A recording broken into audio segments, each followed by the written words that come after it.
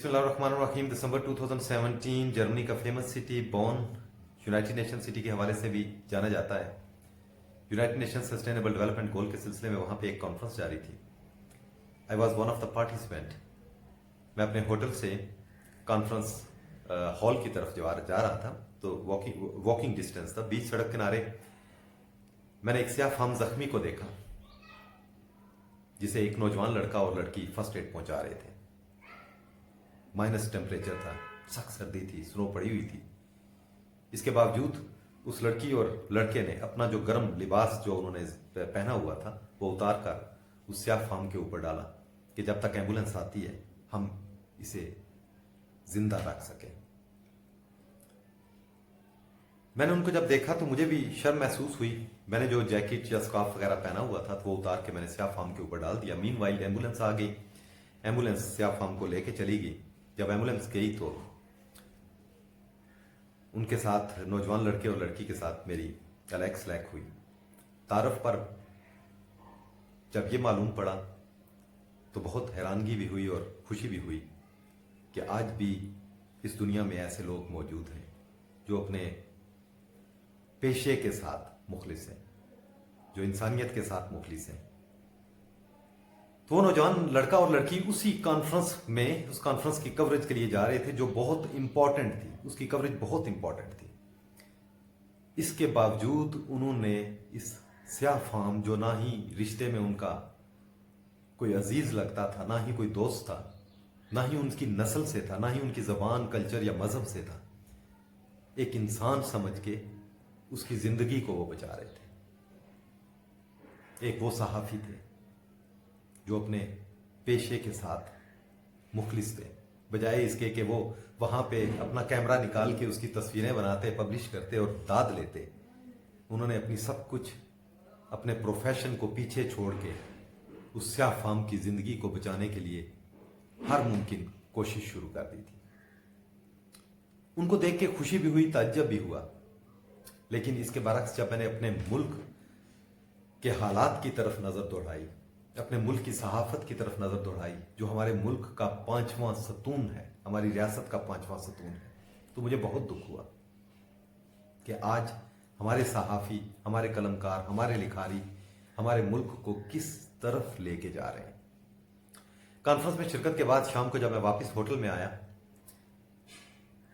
कुछ ख्यालात उभरे, कुछ चीजें जहन में आई, कलम उठाया और तहरीर किया जो आज आपकी पेशे खिदमत है। तवज्जो कीजिएगा, समझिएगा। अगर कहीं मैं गलत हूं, तरदीद कीजिएगा, तनकीद कीजिएगा। अगर कुछ अच्छा लगे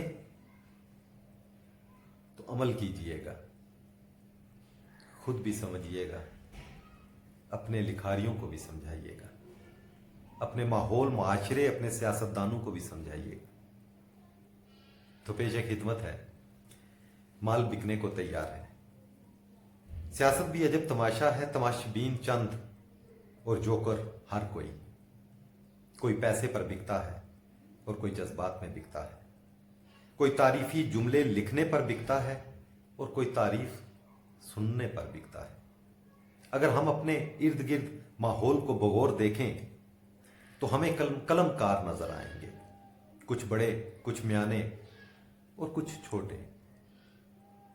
चंद अपने पेशे के साथ इंसाफ करते हैं और गैर जानिबदाराना सहाफत की अजीम मिसाल है।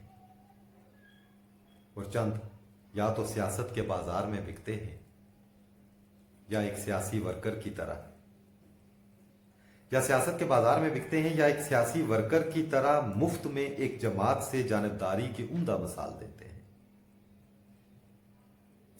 बिकने वालों में कुछ किरदार जो महंगे दामों कभी एक खरीदार के हाथ बिकते हैं और कभी दूसरे। जब इनसे इनके अमाल का हिसाब मांगा जाए तो ये सहाफी फतवे और धमकियों पर आ जाते हैं। कभी आप किसी रिपोर्टर से पूछिएगा कि तुमने ये क्यों किया, तो उसके बरअक्स वो आपको धमकियां देगा, आपको ब्लैकमेल करेगा, आपके खिलाफ कंप्लेंट करेगा कि तुम होते कौन हो, तुम में ऐसी कैसे जुर्रत कि तुमने मुझसे ये पूछा। खैर साहब, अभी सुनिए तो सही। ऐसे ही कुछ म्याने कद के सहाफी हैं जिनके खरीदार मौसमी एतबार से उनका धंधा करते हैं। धंधा भी कितना गैर मुहज्जब लफ्ज़ है, ये धंधा भी कितना गैर मुहज्जब लफ्ज़ है। जो दुकानों पर बिके उसे खरीद व फरोख्त कहते हैं, और बाजार में बिकने वाली हर चीज को धंधा कहते हैं। जो दुकानों पर बिके उसे खरीद व फरोख्त कहते हैं, और बाजार में बिकने वाली हर चीज को धंधा कहते हैं। चाहे बाजार हुस्न हो, ईवाने बाला का बाजार हो, या सहाफती बाजार, हर तरफ खरीदार खरीदने को और माल बिकने को तैयार। हाँ साहब, जरा सुनिएगा, कुछ छोटी सतह के सहाफी हैं जो सरे दोपहर बिलबिलाते हुए मजलूमों की आहो पकार ईवानों में बैठे हुए तमाशबीन तक पहुंच जाते हैं ताकि इंसाफ किया जा सके, और उनकी यह कोशिश मुकम्मल तौर पर इंसानी फलाह के लिए होती है। मगर साहब, इन्हीं छोटी सतह के सहाफियों की एक किस्म ऐसी भी है जो चाहे कि कबा खानों में बिकती है। बिकने का मेयार इतना पस्त कि कोई नाश्तों पर बिक जाता है और कोई सियासी जमात के साथ सियासी वाबस्तगी में बिक जाता है। क्या यही आजादी सहाफत है? क्या यही किसी रियासत का एक सतून है? अगर समझने वाले इसको इंसाफ समझते हैं तो फिर यह धंधा सरे बाजार ही होगा। सब बिकेंगे, कलम बिकेंगे, कलाम बिकेगा। ये तो अभी बहुत कम है साहब, ये तो अभी बहुत कम है। यहां तो कारी भी बिकते हैं, यहां तो कारी भी बिकते हैं, आलम भी बिकता है, कुरान भी बिकता है, और फिर हम चीखते हैं कि पगला खान रियासत मदीना की बात करता है। साहब जरा गौर कीजिएगा, यहां तो कारी भी बिकते हैं, कलाम भी बिकता है, आलम भी बिकता है, कुरान भी बिकता है, और फिर हम चीखते हैं कि पगला खान रियासत मदीना की बात करता है। यहां तो लंबी लंबी दाढ़ी वाले भी बिकते हैं, अवामी नुमाइंदा हर वक्त वोटर का खरीदार रहता है। कोई वोटर पैसे के इवज और कोई पगला जज्बात में बिक जाता है, और खुद ये ईवानों में पहुंचकर नंगी तलवार की तरह बिकते हैं। साहब जरा गौर कीजिएगा, यहां तो लंबी लंबी दाढ़ियों वाले भी बिकते हैं, अवामी नुमाइंदा भी बिकता है। हर वोटर का खरीदार रहता है।